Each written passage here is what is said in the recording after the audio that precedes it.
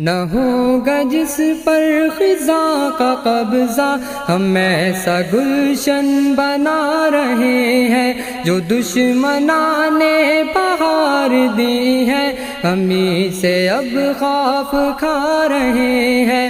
نہ ہوگا جس پر خزاں کا قبضہ، ہم ایسا گلشن بنا رہے ہیں جو دشمنان نے بہار دی ہے، ہمیں سے اب خوف کھا رہے ہیں۔ اللہ اکبر رسول رہبر، یہی ہے اپنا دستور اول۔ اللہ اکبر رسول رہبر، یہی ہے اپنا دستور اول۔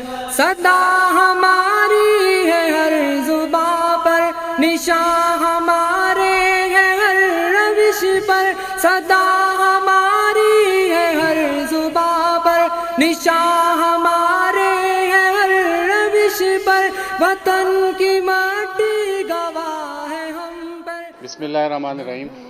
آج اسلام آباد میں Jama Masjid قرطبہ services society E11-2 میں اسلامک فقہ اکیڈمی پاکستان کا 7واں فقہی سیمینار منعقد ہوا۔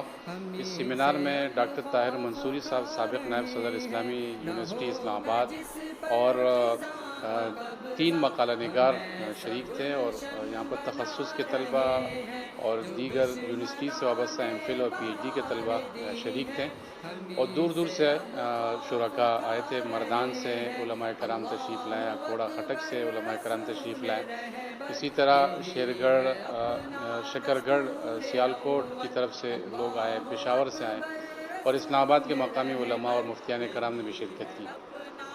آج کا جو ہمارا موضوع تھا وہ آپ دیکھ رہے ہیں کہ بینر کے اوپر، پاکستان میں عدالتی خلع کی فقہی اور عملی صورتیں، سیر حاصل گفتگو بھی بڑی تفصیل کے ساتھ، اور اس سارے پروگرام کو منعقد کرنا، اس کے انتظامات کرنا، اس کے لیے باغ دوڑ کرنا اور ایک خوبصورت سا گلدستہ سجانا ہمارے مولانا مفتی شاہ فہد صاحب، جو کہ جامعۃ المحسنات اسلام آباد کی شیخ الحدیث ہیں، ان کی انتھک کوششیں، محنتیں، جس کا نتیجہ یہ ہے۔ اسی طرح میں ان تمام حضرات کا شکریہ ادا کرتا ہوں جنہوں نے اس سیمینار کے انعقاد میں اپنا مالی تعاون پیش کیا، اخلاقی تعاون، مشاورتی تعاون پیش کیا، ان سب کا شکریہ ادا کرتا ہوں۔ بالخصوص جناب زاہد اقبال صاحب کا شکریہ ادا کروں گا، جو اس مسجد کے، قرطبہ مسجد کے ذمہ دار ہیں۔ یہاں پر انہوں نے ایک بہت بہترین سسٹم بنایا ہوا ہے، اور ان کے ساتھ یہاں جو عملہ ہے، منصور صاحب اور دیگر ساتھیوں کا بھی شکریہ ادا کرتا ہوں کہ جنہوں نے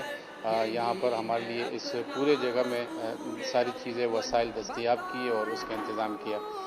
انشاءاللہ اس فقہی سیمینار کے بہت اچھے اور دوررس اثرات ہوں گے، اور انشاءاللہ 8واں فقہی سیمینار کبھی اعلان کیا گیا ہے، اور 8واں فقہی سیمینار جو ہے وہ پشاور کے اندر منعقد کیا جائے گا۔ اس کے موضوعات کو بھی لسٹنگ کر دی گئی ہے، اور انشاءاللہ کسی ایک موضوع کے اوپر اتفاق کر کے اسے جاری کیا جائے گا۔ ایک مرتبہ پھر میں شکریہ ادا کرتا ہوں ان تمام حضرات کا جنہوں نے ہم سے تعاون کیا اور اس فقہی سیمینار کے انعقاد میں اپنا حصہ لیا۔ بہت شکریہ، جزاکم اللہ خیر۔ السلام علیکم ورحمۃ اللہ۔ ہم ایسا گلشن بنا رہے